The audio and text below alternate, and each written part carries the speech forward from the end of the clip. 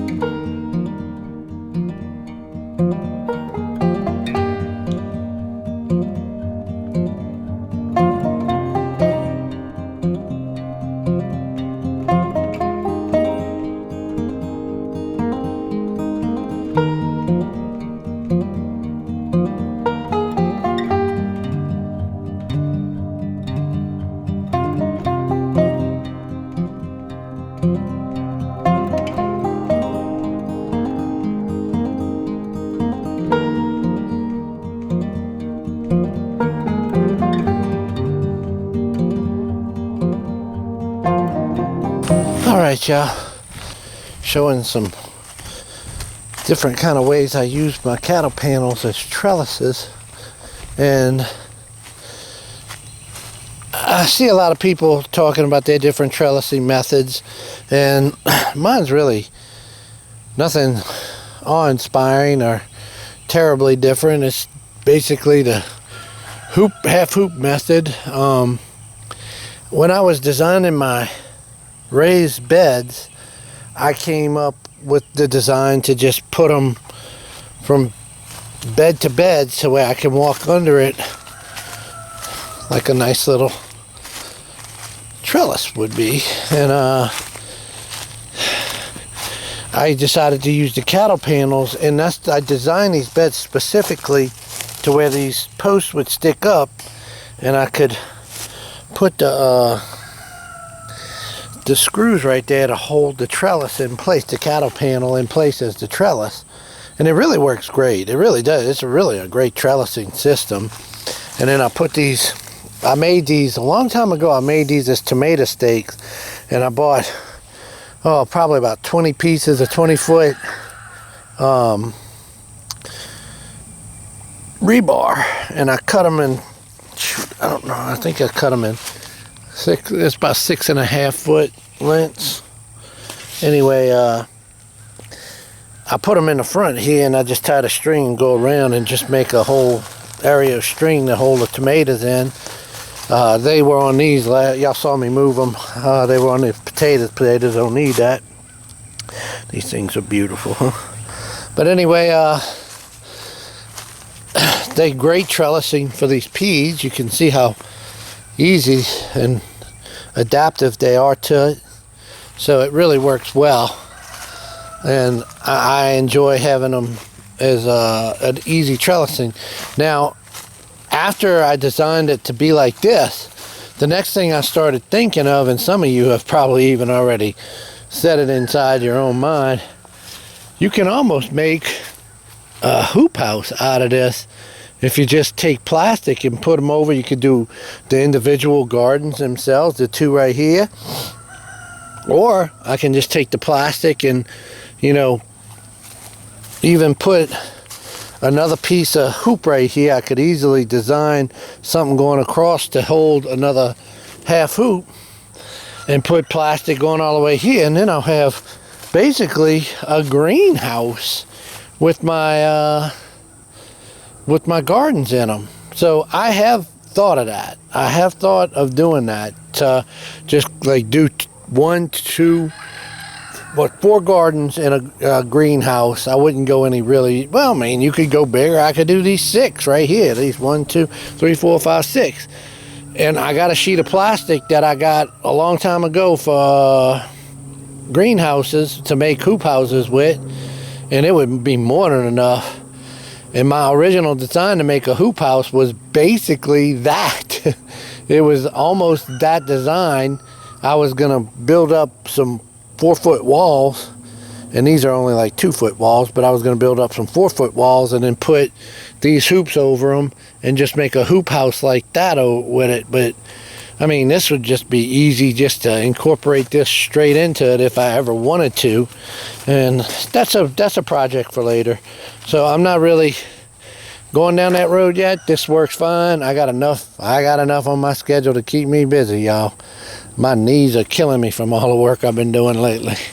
So, yeah, that's a pretty good trellising system. My designs for my gardens have really, they've impressed. I'm very impressed on how they're working out. That's that hardy backerboard. If you go back and watch my videos on when I'm making a design and I make these, man, these things work like a champ. These are really, really good raised beds.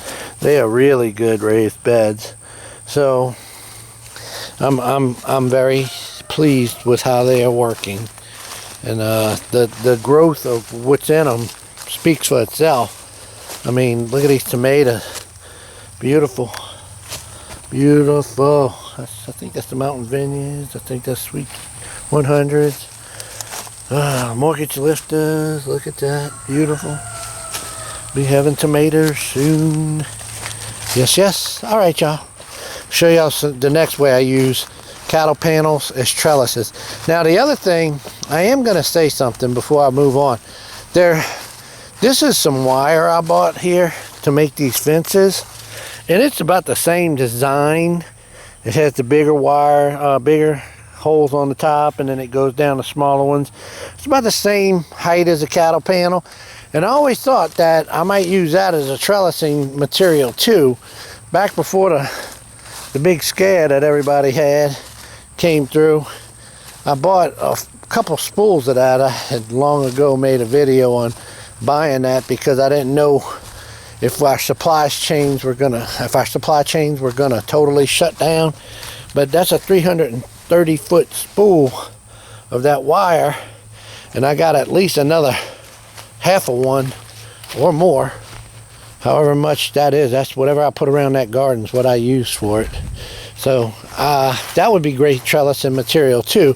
But I love having a lot of fencing, and I have bought the heck out of cattle panels. I got quite a few cattle panels. I mean, if you can see, that's a bunch of them I got stacked over there. And then I got a bunch more. I mean, I got a bunch that I'm using for trellises in that garden, in the raised beds. And then I got a bunch more stacked over there by the main garden. I believe I do. I'm pretty sure I do. I hope I do. I don't know. But I probably got about 30 of them just hanging around on hand. And I wanted to get to 50, but man, them things have gone up in price quite substantially in the last year. They have really gone up in price. I remember I was buying those things for $16 a piece or $18 a piece. I think they're almost, they might be over $30 a piece now. I just know they're expensive. I think I paid, the last ones I bought was, I think, $26. And I was like, holy moly. And then I was going to go get a few more and then I'm pretty sure I remember 30 being, so over 30 was, and I was like, okay, that's it, I'm done. But this is the other way I use them as trellising. And this is for cucumbers, and this really works great. This really works great. I've done this many times. I usually don't use zip ties, but boy, zip ties just work so fast. And I'm gonna use some wire on some of the bottom ones to hold them, come back and put a little wire. But it's hard to hold them and spool that wire out by yourself. Oh, this garden looks beautiful, doesn't it? Look at them big beans. Look at these beans. Look at the beans.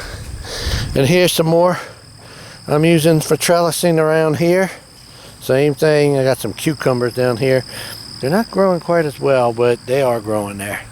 But that's it. That's how I use them for trellising. So cattle panels are, they're so important on a homestead. I mean, on a farm, a homestead, and a garden.